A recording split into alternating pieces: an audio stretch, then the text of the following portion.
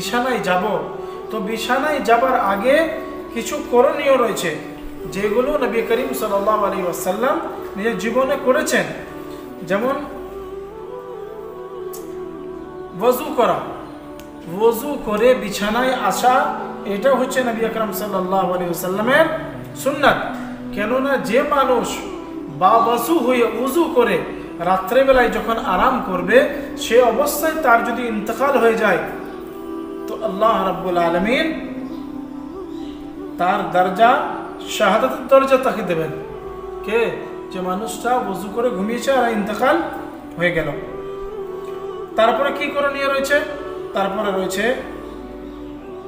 যখন সে বিছানায় আসবে, যে বিছানায় ঘুমানোর জন্য আসবে, তো একটা কাপড় নিয়ে নিজের বিছানাকে 3 বার করে ফ্রেশ করে কি করবে? ঝেড়ে নেবে। তো ফ্রেশ করে ঝেড়ে তারপরে বিছানায় কি করবে? ঘুমাবে। তারপর কি হচ্ছে? ঘুমানোর আগে কাপড়কে চেঞ্জ করা, কাপড়কে পাল্টানোটাও হচ্ছে নবী করিম সাল্লাল্লাহু আলাইহি সাল্লামের সুন্নাত।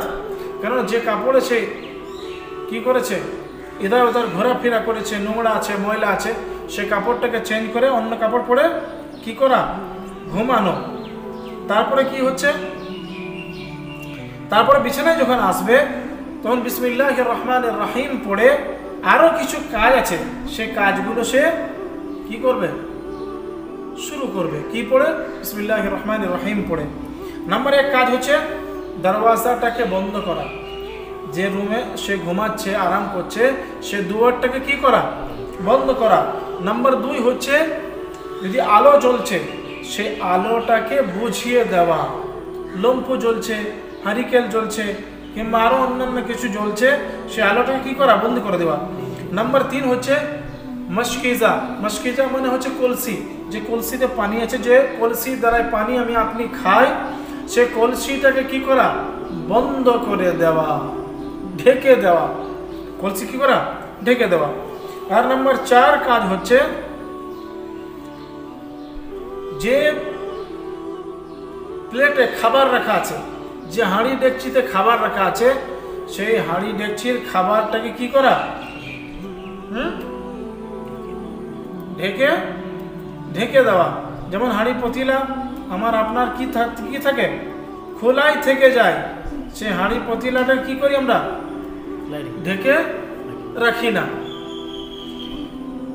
আচ্ছা, যদি সেই সময় যে ঢাকতে যাব তখন যদি কিছু না থাকে, তাহলে যে ঢাকবে সেখানে কিছু যদি না থাকে, তাহলে সে কোনো রকম পাটা কিংবা অন্যান্য কোনো জিনিস যেগুলোর দ্বারাই ঢাকা যাবে তাতে কি করতে হবে? ঢেকে দিতে হবে, যাতে করে কোনো জিনিস যেন ঢুকতে না পারে। তারপর আরেকটা কাজ হচ্ছে কি?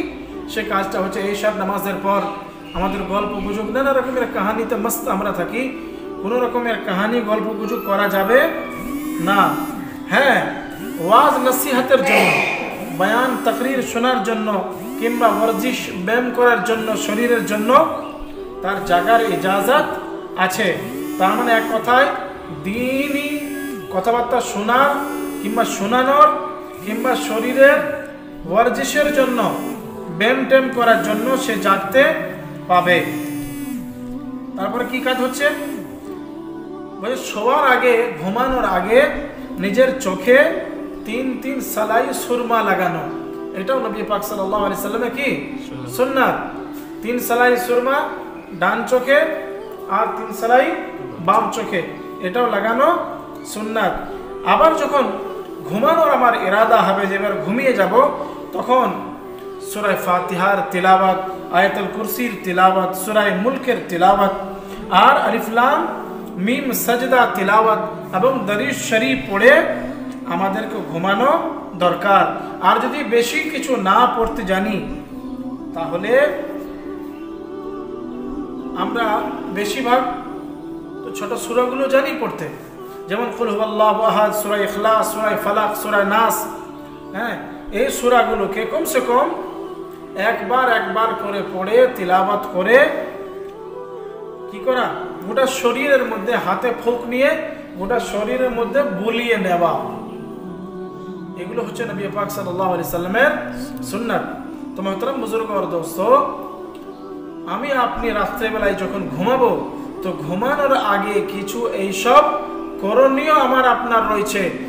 এইগুলো যখন আমরা আমল করে পড়ে রাত্রেবেলায় যখন ঘুমাবো, আর এই অবস্থায় আমার আপনার যদি মৃত্যু হয়ে যায়, ইন্তেকাল যদি আমি করে যাই, তাহলে আল্লাহ রাব্বুল আলামিনের জাত আমাকে আপনাকে শহীদি হিসাবে কাল কিয়ামতের দিনে কবর থেকে উঠাবেন। ইনশাআল্লাহ আমরা এইসবগুলো আমল করার চেষ্টা করব এবং নবী পাক সাল্লাল্লাহু আলাইহি সাল্লামের যে সুন্নাত রয়েছে ঘুমানোর আগে, সে সুন্নতগুলোর উপর আমল করার চেষ্টা আর কোশিশ আমরা করব ইনশাআল্লাহ। আল্লাহ পাক আমাদের সকলকে এইসব কথার উপর আমল করার তৌফিক দান করুন। ওয়া আখিরু দাওয়ানা আলহামদুলিল্লাহি রাব্বিল আলামিন।